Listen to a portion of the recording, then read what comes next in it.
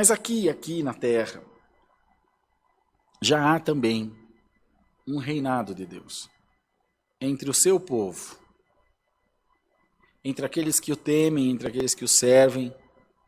Já há um prenúncio, um preâmbulo, um ensaio, ou pelo menos deveria ser, daquilo que nós viveremos lá na glória de Deus.